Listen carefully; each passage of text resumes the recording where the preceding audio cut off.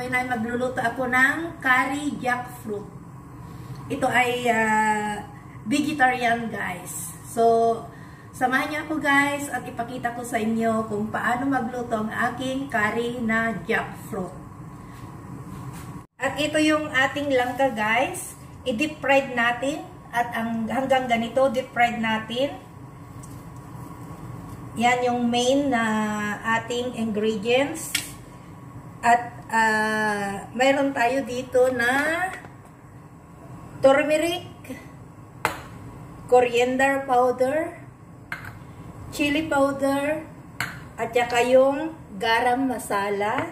At mayroon din tayong kamatis at onion. So yan guys, nakikita nyo marami kasi marami rin yung aking langka. So ang tinansya ko na lang guys ito, ang mga aking rekado kasi lagi na ako nagluluto. So ngayon guys, ay samahan nyo akong magluto at ito ngayon. So, kukuha tayo ng mantika dito sa ating pinagprituhan natin ng langka. So yan guys, kukuha ko dito. Ito yung pinagprituhan ko ng langka guys, na oil.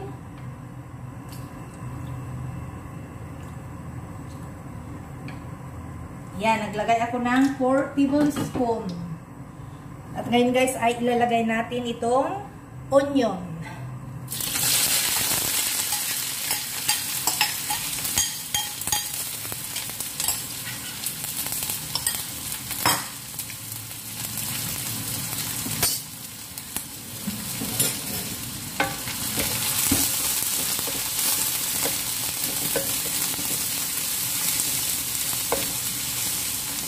Ay, iba-brown natin yung onion guys. Igigisa natin. Dagdagan ko pa kasi marami yung langka. Mas masarap guys kung maraming sibuyas at kamatis.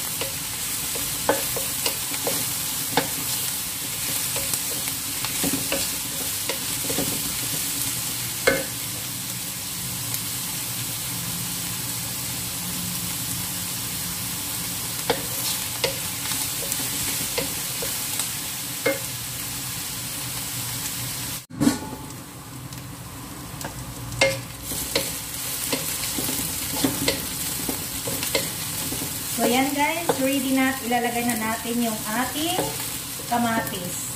Yan guys, yan yung itsura ng ating onion bago natin ilagay yung kamatis.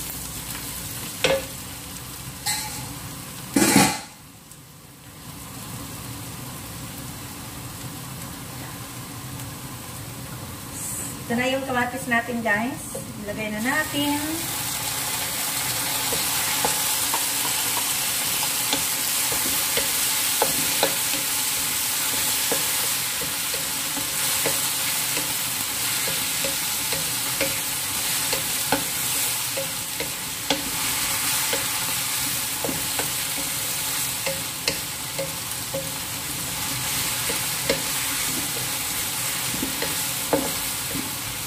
Yan, mekos-mekos lang guys. Ayan, super easy. At ngayon guys ay takpan na naman natin para madaling maluto ang ating kamatis. Lagay lang natin guys sa mahinang apoy para hindi masunog.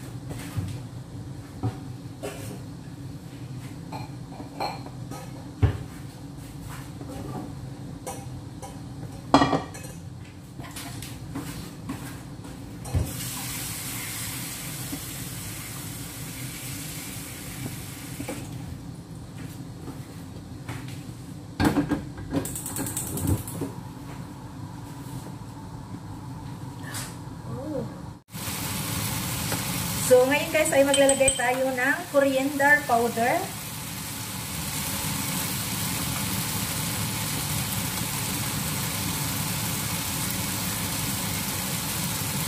At yung ating chili powder. Depende sa inyong panlasa guys kung maanghang ang gusto nyo or hindi. Maglagay lang ako ng konti. At yung ating turmeric powder.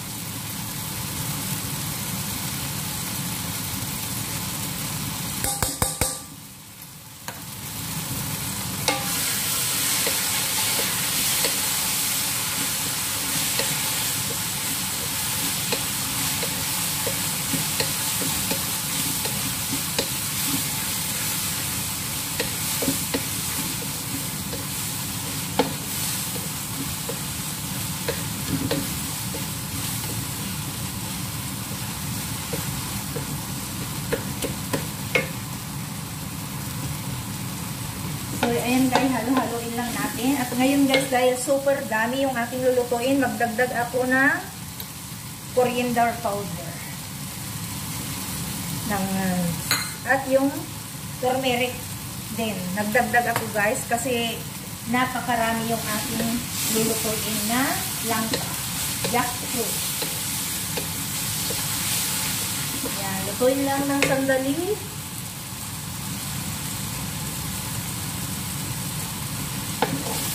Dekos natin. Tapos ngayon guys ay lalagay natin yung ating langka. Yan yung langka natin guys. Napakarami. Yan.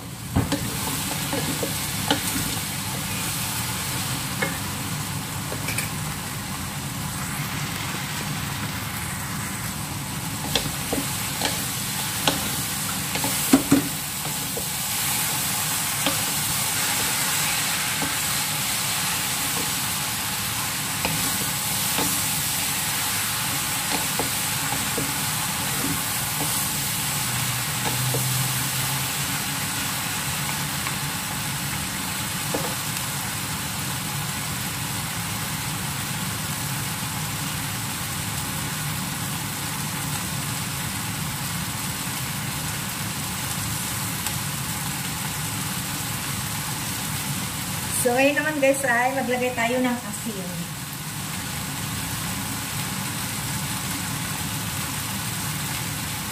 Yan. Mekos natin.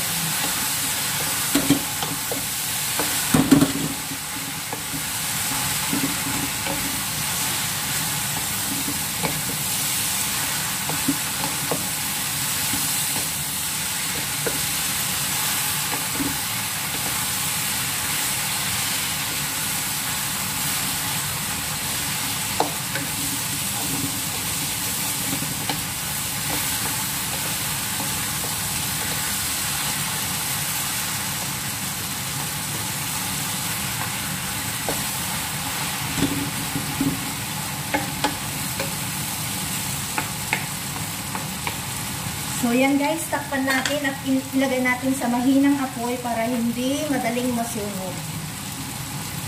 Tatakpan natin guys. Lulutuin natin hanggang lumambot yung ating langka. So, ito na guys, maglalagay tayo ng tubig. Kunting tubig lang guys. Para pampalambot yung ating jackfruit, yung ating langka. At lutuin natin ng mahinang apoy guys. Ayan. Kunti lang ilagay natin guys dahil hindi pa malambot. Kaya palambutin natin ito.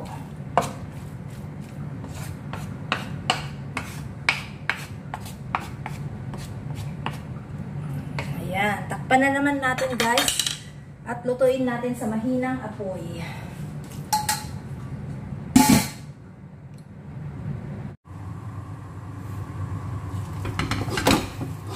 So, ito na guys yung ating jackfruit curry. Ready to serve na guys. It's super yummy.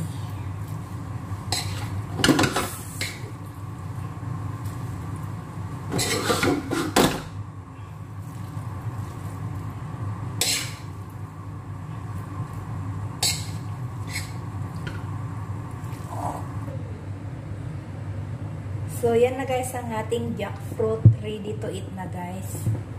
Ready to serve. So, hanggang sa muli. Maraming salamat sa panonood. Bye-bye!